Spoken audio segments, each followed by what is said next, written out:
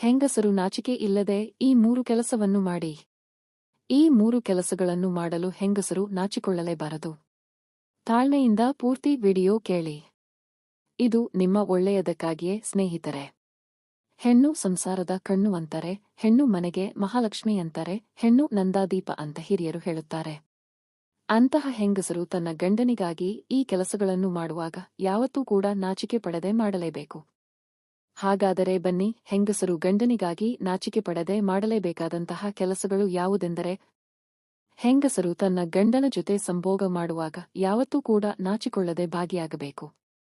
ಗಂಡನಿಗೆ ಅತಿಯಾದ ಸಂಭೋಗ ಆಸಕ್ತಿ ಜಾಸ್ತಿ ಇದ್ದರೆ ಬೇಸರಿಸದೆ ಗಂಡನ ಇಚ್ಛೆಗೆ ಅನುಗುಣವಾಗಿ ಇರಬೇಕು.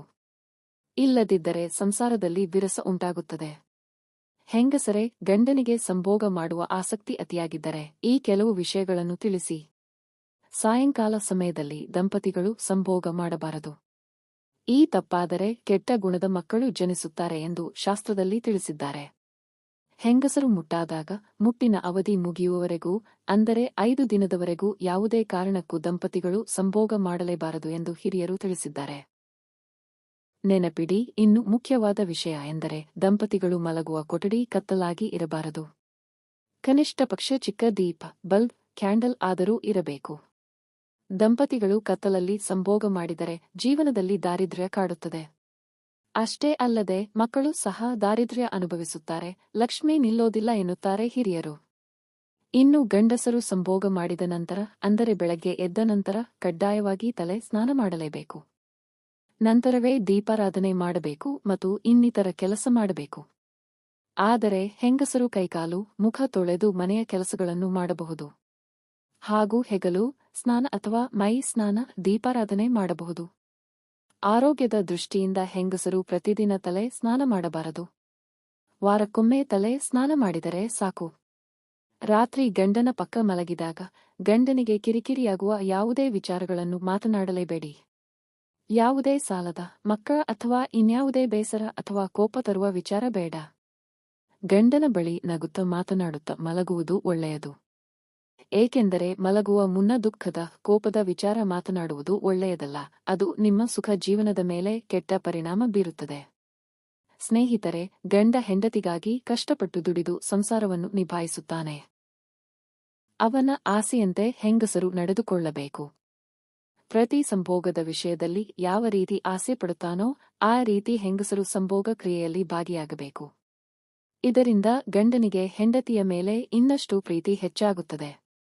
ಸ್ನೇಹಿತರೆ, ಇನ್ನು ಹೆಂಡತಿಯಾದವಳು ತನ್ನ ಗಂಡನ ಸುಖದಲ್ಲಿ ಮಾತ್ರ ಭಾಗಿಯಾಗದೆ ಅವನ ಕಷ್ಟದಲ್ಲೂ ಕೂಡ ಭಾಗಿಯಾಗಬೇಕು. ಪ್ರತಿಯೊಬ್ಬ ಹೆಣ್ಣಿಗೆ ಗಂಡನಿಲ್ಲದ ಪ್ರಪಂಚವಿಲ್ಲ. ಗಂಡನೇ ಹೆಂಡತಿಗೆ ಮತ್ತು ಮಕ್ಕಳಿಗೆ ಸರ್ವಸ್ವ ಆಗಿರುತ್ತಾನೆ. ಹೆಂಡತಿ ಎಷ್ಟೇ ದುಡಿದರೂ ಅದಕ್ಕೆ ಗಂಡನ ಸಂಪಾದನೆ ಸೇರಿದಾಗ ಮಾತ್ರ ಅದರ ತೂಕ ಮತ್ತು ಬೆಲೆ ಹೆಚ್ಚುವುದು. ಗಂಡನ ಶ್ರಮಕ್ಕೆ, ದುಡಿಮೆಗೆ ಅಷ್ಟು ಬೆಲೆ ಇದೆ. ಆದ್ದರಿಂದ ಗಂಡನ ಪ್ರತಿ ಕಷ್ಟಗಳಲ್ಲಿ ಪತ್ನಿಯಾದವಳು ಭಾಗಿಯಾಗಬೇಕು. ಇಲ್ಲವಾದರೆ ಸಂಸಾರ ನಡೆಸುವುದೇ ಕಷ್ಟವಾಗುತ್ತದೆ. ಇನ್ನು ಗಂಡ ಹೆಂಡತಿಯ ಜಗಳವಾದಾಗ ಹೆಂಡತಿಯಾದವಳು ಕ್ಷಮೆ ಕೇಳಲು ಮುಂದಾಗಬೇಕು. ಏಕೆಂದರೆ ಗಂಡಸರಿಗೆ ಅಹಂ ಜಾಸ್ತಿ. ಜಗಳ ಮುಂದುವರೆದರೆ ಮನೆಯ ಮನಸ್ಥಿತಿ, ಪರಿಸ್ಥಿತಿ ಹದಗೆಡುತ್ತದೆ. ಇದರ ಪರಿಣಾಮ ಮಕ್ಕಳ ಮತ್ತು ಮನೆಯ ಸದಸ್ಯರ ಮೇಲೆ ಬೀರುತ್ತದೆ. ಆದ್ದರಿಂದ ನೀವೇ ಕ್ಷಮೆ ಕೇಳುವುದು ಉತ್ತಮ.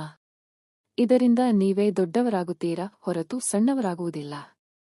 ಅದು ಅಲ್ಲದೆ ಗಂಡ ಹೊರಗಿನ ಟೆನ್ಷನ್, ವರ್ಕ್ ಪ್ರೆಷರ್ನಲ್ಲಿ ಹೆಂಡತಿಗೆ ಸಿಟ್ಟಿನಿಂದ ಕೆಲವು ಮಾತುಗಳನ್ನು ಆಡಬಹುದು. ಆದರೆ ಅದನ್ನು ಹೆಂಡತಿಯಾದವಳು ಚೆನ್ನಾಗಿ ಅರ್ಥ ಮಾಡಿಕೊಂಡು ಗಂಡನಲ್ಲಿ ನಾಚಿಕೆ ಇಲ್ಲದೆ ಕ್ಷಮೆ ಕೇಳಬೇಕು. ಇದು ಸಂಸಾರದ ಒಳಿತಿಗಾಗಿ. ಹೆಣ್ಣೆ ಸಂಸಾರದ ಕಣ್ಣು, ಮರೆಯದಿರಿ ಸ್ನೇಹಿತರೆ. ಈ ಮಾಹಿತಿ ನಿಮಗೆ ಇಷ್ಟವಾಗಿದ್ದಲ್ಲಿ ದಯವಿಟ್ಟು ಈ ವಿಡಿಯೋಗೆ ಒಂದು ಲೈಕ್ ಮಾಡಿ, ಶೇರ್ ಮಾಡಿ ಹಾಗೂ ನಮ್ಮ ಚಾನೆಲ್ಗೆ ಸಬ್ಸ್ಕ್ರೈಬ್ ಮಾಡಿಕೊಳ್ಳಿ. ಧನ್ಯವಾದಗಳು.